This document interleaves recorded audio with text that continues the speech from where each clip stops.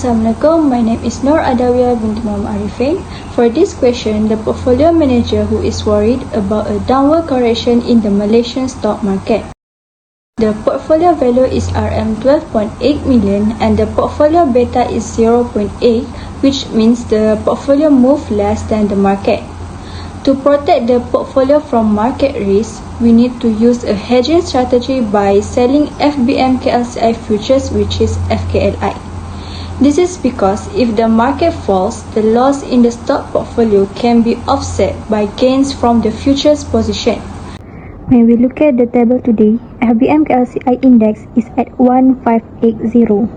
The manager worried that the market may fall due to economic uncertainty, which increases the risk of portfolio loss.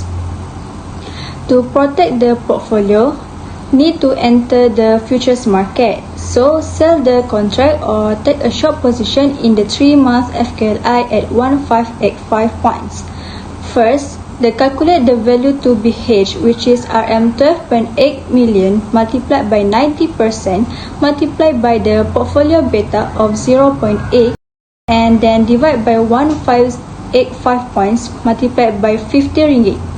Based on this, the number of futures contracts required is approximately 116 contracts. After 90 days, the market moved as expected and the FBM KLCI falls to 1,500 points. As a result, the value of the stock portfolio decreases, leading to lower revenue. However, the future position generates a gain because the futures price falls from 1585 to 1500. We continue with the calculation. First is the future position generates a gain of about RM493,000 when the market falls from 1580 to 1500. The stock portfolio experiences a loss of approximately RM518,481. 1 cent. When both positions are combined, the final hedge portfolio value is approximately RM12.77 million, which is close to the original portfolio value. In conclusion, hedging using FKLI futures effectively reduces market risk and helps stabilize the portfolio value during a market downturn. We move to the next question. How FKLI is used to hedge market ups and downs? FKLI futures are used by portfolio managers to hedge against market movements. To hedge against a market decline, the manager sells FKLI futures so loss in the stock portfolio are offset by gains from the futures position. To hedge against a market rise, the manager buys FKLI futures to offset loss caused by increasing prices. The number of contracts depends on the portfolio value, portfolio beta, and future prices. FKLI future offer high liquidity, low transaction costs, and efficient risk management, allowing the manager to stabilize returns without selling the underlying stocks. Assalamualaikum warahmatullahi wabarakatuh. My name is Nur Afiqah binti Azman. I will explain about arbitraging. Question from July 2023. Based on the question, this is an arbitrage strategy using the August and September FKB3 contracts together with the 5-month LIBOR cash market. Based on the slide, the August FKB3 future price is 95 ringgit, which implies an interest rate of 5% because FKB3 is quoted as 100 minus with the LIBOR. However, when we calculate the fair value using the formula, we will obtain a theoretical future price of about 94.45 ringgit, which means when we compare both of them, the future is currently overpriced in the market. Now, let's focus on the table of strategy. For today, which is in August, in the cash market, we will borrow the 7 million ringgit at 3.5% for 60 days. Then lend the same amount, which is 7 million ringgit at 4.75% for 150 days. In the future markets, we will sell September FKB3 at 95 ringgit. Since each contract is 1 million, the number of contract is 7 million divided by 1 million, which equal to 7 contracts.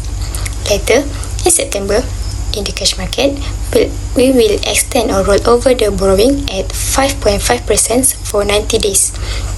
In the future markets, we will buy back September FKB3 at 94 ringgit for 7 contracts. This will complete the arbitrage cycle.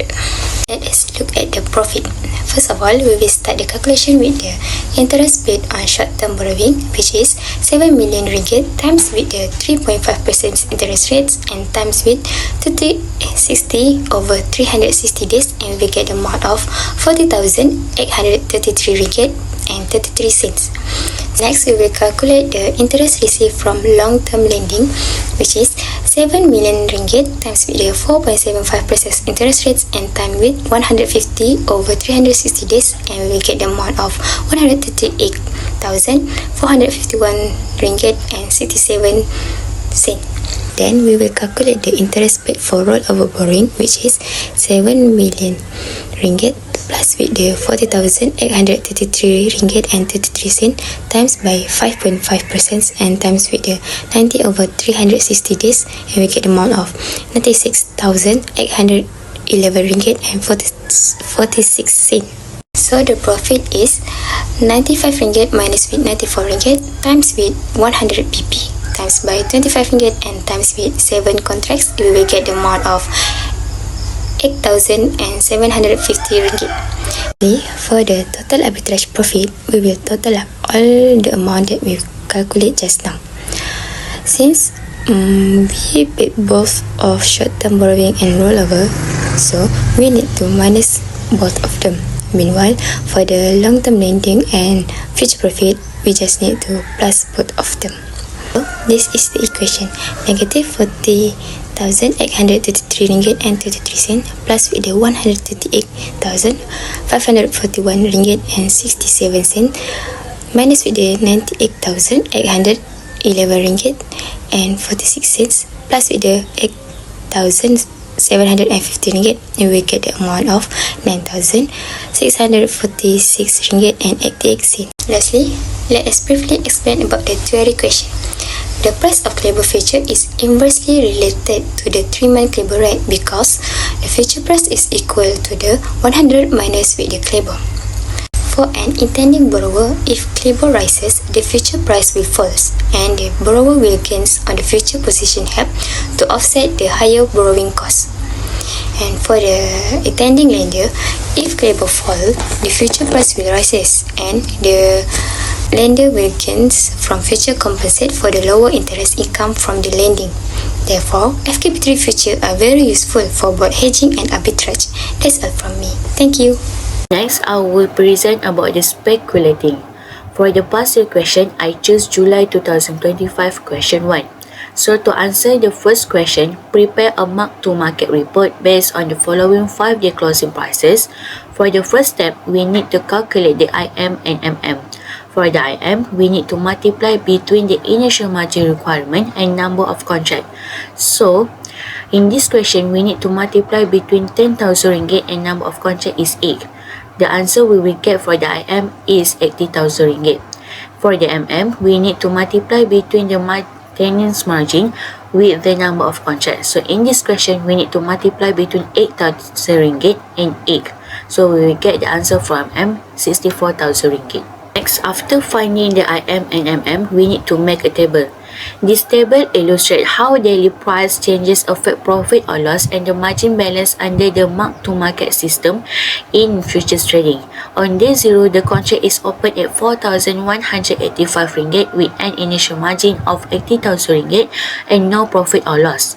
On day 1 and day 2, the price falls, which benefits a short position, generating profits of 800 ringgit and 1,400 ringgit, which increasing the margin balance to 82,200 ringgit. On day 3 and day 4, the price rises, resulting in losses of 800 ringgit and 1,600 ringgit, which reduce the margin to 79,800 ringgit. On day 5, the price falls again, creating a profit of 1,200 ringgit and the margin balance increases to 81,000 ringgit.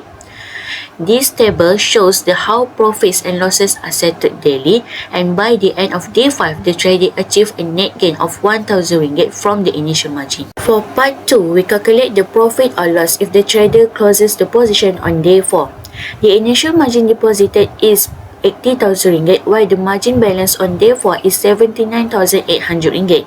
The realized profit or loss is the difference between these two amounts. Therefore, the trader incurs a loss of 200 ringgit. This loss occurs because the price increases on day 3 and 4 were greater than the earlier gains from price decreases. For part 3, we analyze the leverage effect on the 5th day of trading. On day 5, the price decreases from 4,185 ringgit to 4,180 ringgit, which represents a price change of negative 0.12%. However, the margin balance increases from 80,000 ringgit to 81,000 ringgit, giving a return of 1.25%. This shows the leverage effect, where a small movement in price results in a much larger percentage change in returns. Since the trader holds a short position, the price decrease leads to a positive return. Hence, price and return move in opposite direction, indicating a negative relationship. For question 1b, as a trader holding a short position in the June 2025 FCPO contracts, identify the process of closing your position prior to the contract's expiry and clarify the importance of this step in avoiding the obligation of physical delivery. So the answer for this question, by purchasing the same amount of FCPO contracts, a trader with a short position in the June 2025 FCPO futures contract can offset their position and liquidate it before it expires. By doing this, the current futures commitment is eliminated and the profit or loss is realized in cash. Because FCPO futures are physically settled, it is crucial to close the position prior to maturity. The trader would have to deliver crude palm oil if it was left to open until it is expired. These include expenses for storage, shipping, and compliance. The majority of traders do not plan to deliver goods in person. As a result, offsetting reduces operational difficulties and delivery risks. Bismillahirrahmanirrahim. Good day everyone. Today, I will be presenting an analysis of a futures trading strategy using Malaysian Government Securities Futures. My presentation will cover 4 main parts, which is the background of the strategy, the trading rationale, the detailed profit calculation, and finally, the conclusion. To begin, this scenario involves an investment analysis who expect interest rate to decline over the next few years. Since bond prices move inversely to interest rate, a decline in interest rate would generally cause futures price to increase.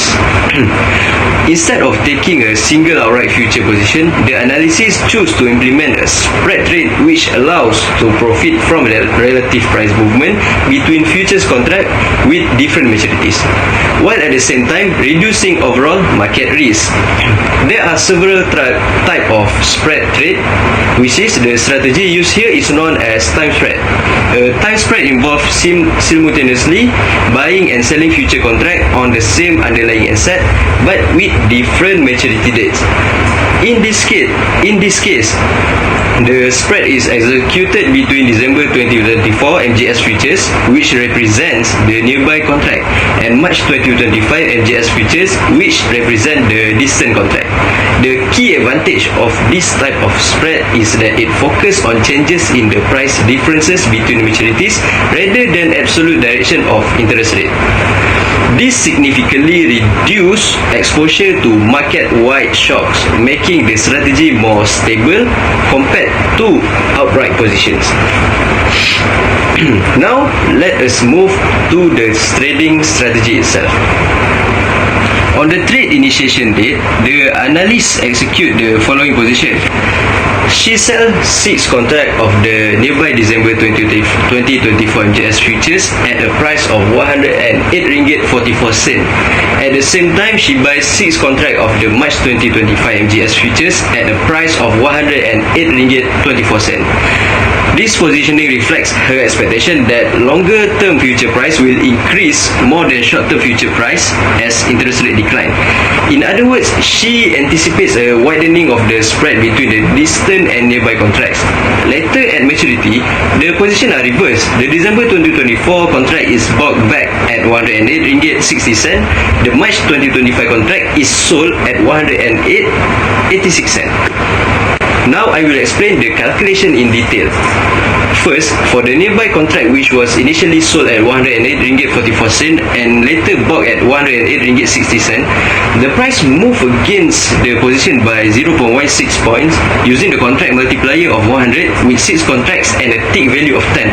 The loss is calculated as RM108.44 minus RM108.60 times 100 times 6 times 10. Next, for the distant contract which was bought at RM108.24 and sold at RM108.86, the price increased by 0.62 points. Applying the same multiplier, the profit is RM3,720. To determine the spread profit, we subtract the loss from the profit.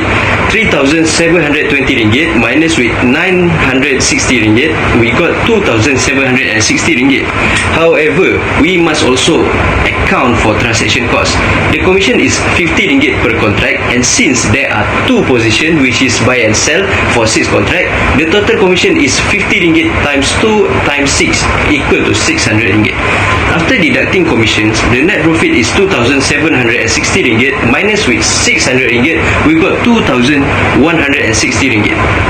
Now, let's move to the theoretical part. Explain the type of spread trade and its benefits. The analyst plan to use time spread. This involves taking simultaneously position in 2 MJS futures contracts with different maturities. Instead of betting on where interest rates go overall, we focus on the relative price movement between near-term and long-term contracts. The main benefits are 2, which is it reduces market risk compared to a single position, and it allows traders to profit from shift in the yield curve, especially when interest rates are expected to decline. Next, why were MJS futures introduced? There are 5 key reasons, which is, firstly, hedging. They protect bond portfolios from interest rate volatility. Secondly, price discovery. They reflect market expectations for future yields. Thirdly, liquidity. They encourage higher trading activity in the fixed income market. Next, cost efficiency. They offer a cheaper way to gain exposure without buying physical bonds. Last but not least, market development. They enhance the overall sophistication of Malaysia's capital markets. In short, these instruments are vital for managing risk and improving market efficiency. Thank you. Next, I will be presenting an analysis of specific option spread strategy February 2025. We are looking at a scenario where an investor who is bearish on a stock decided to execute a bear put spread instead of a simple put option. I will walk you through the identification of the strategy, the profit or loss calculations, and the theoretical reasoning behind this choice. Looking at question 5A, the investor takes 2 positions, one buying a put RM50 at premium RM3 and 2 selling a put RM45 and receiving premium RM1. This is a bear put spread. It is a debit spread because the premium we pay for the long put is higher than the premium we receive from the short put. Using the formulas provided, net premium paid is 2 RM2, maximum loss, this is simply the net premium paid, which is RM2. Maximum profit, the formula is different in strike price minus net premium, so 50 minus 45 minus 2 equal to RM3. And break-even point, the formula is higher strike minus net premium, giving us 50 minus 2, which is RM48. Now let's look at the payoff diagram. Is essential because it shows us the risk-reward profile at a glance.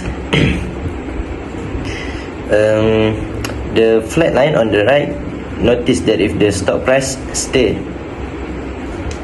above RM50, the line is flat at negative RM2. This confirms our limited risk theory. No matter how high the stock price goes, we can never lose more than our RM2 net premium. The diagonal line, which is this line, start climbing as the stock price drops below RM50. You can see it crosses the zero profit line exactly at RM48. This is our break-even point. Every ringgit the stock drops between RM50 and RM48 reduce our loss, and every ringgit below RM48 becomes profit. And the profit zone, notice how the line level off again once the stock price hits RM45. This represents our maximum profit of RM3. Even if the company goes bankrupt and the stock price hits zero, our profit will not increase past RM3 because our short put at RM45 caps our gains. In part 2, now let's look at the payoff table to see how this perform at different market price. We use the formula net profit equal to in-street value of long put minus premium paid plus premium received minus in-street value of short put. At RM40, both puts are in the money, which is the profit is 10 minus 3 plus 1 minus 5 equal to RM3. This is our maximum profit. At RM45, the short put is at the money. The profit is 5 minus 3 at 1 minus 0, which is RM3. Next, at RM48, this is our break-even point. 2 minus 3 plus 1 minus 0, which is 0. At RM49 and above, both options expire worthless or out of the money. We lose the net premium of RM2. This is our maximum loss. Next, in part 3, if the investor want a single option strategy, they will choose a long put, specifically buying the put RM45 at RM2. This is a purely bearish play. The break-even here would be 45 minus 2, which is RM43. Unlike the spread, the profit potential here is much higher because it is not capped at RM3. However, the stock must drop much further below RM43 just to start making profit. Now, look at the payoff diagram. Unlike the spread, this line does not flatten out on the left. It keeps going up as the price drops towards zero. This represents the unlimited profit potential. However, look at where it's crossed the zero line. It crosses much further to the left, which is at RM43. This shows the trade-off, which is the single put give you more potential profit, but the bear put spread is much safer because the diagonal lines start rising much sooner. Lastly, in part B, how a bear put spread limits both risk and reward compared to buying a simple put option. A bear put spread limit both risk and reward compared to buying a single put option. By selling the lower strike put, the trader reduces the initial cost and therefore reduce the maximum possible loss. However, this also limits the maximum profit. Unlike a simple long put, which allow higher potential profit but at higher risk. That's all from me. Thank you. Assalamualaikum. Now we diving into option strategy. We solve 5 scenario step by step so we can understand how to choose the right strategy for different market view. Let's begin. First, moderately bullish but win one limited, profit and loss. The best strategy here is bull call spread.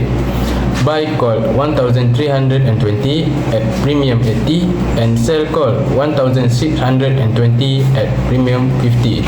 The net premium is 80 minus with 50 and we get 30.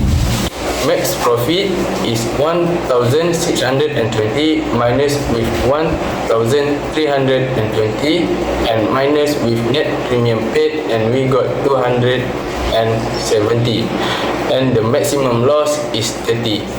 So you profit if the index rises moderately but both gain and loss are capped.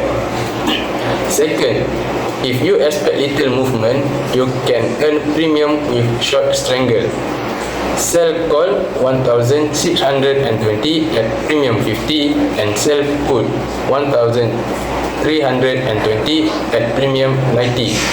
The total premium received is 50 plus with 90 and we got 140. And the profit zone for lower profit zone is sell put minus with the total premium received and we got 1180, while the upper profit zone we got it by sell call plus with total premium received and we got 1760. If the index stay between this level, you keep the full premium. but if it breaks out, losses can be large. Third, you are bearish but want to limit loss. Use a bear put spread. Buy put 1,580 at premium 60 and sell put 1,320 at premium 90. And the net credit is 30. We got it by 60 minus with 90. And the maximum profit is 230, while the maximum loss is only 30. This gives you downside exposure with controlled risk. Fourth, expecting high volatility, buy a long strangle. Buy call 1,620 at premium 50. Buy put 1,320 at premium 90. And the total premium paid is 140. We got it by 50 plus with 90. And for break even, the lower break even, we got it by buy put 1,320 minus with total premium paid 140, and we got 1,180. For upper break even, we got it by buy call 1,620 plus with total premium paid, which is 140, and we got 1,760. At 1,690, the call profit is 70 and the total loss is 70. You need a big move to profit, but the potential is unlimited in either direction. For question B, it involves simultaneously writing, selling, and out of the money put and out of the money call with different exercise price but the same expiration date. It is the best adopted in a slow market when the underlying index is stagnant or low volatility is expected. The profit potential is limited to total premium received from shorting both the call and put option. The loss potential is unlimited either direction if the price rise or fall significantly. Because of this risk, the strategy require margin payment and close monitoring. That's all from me.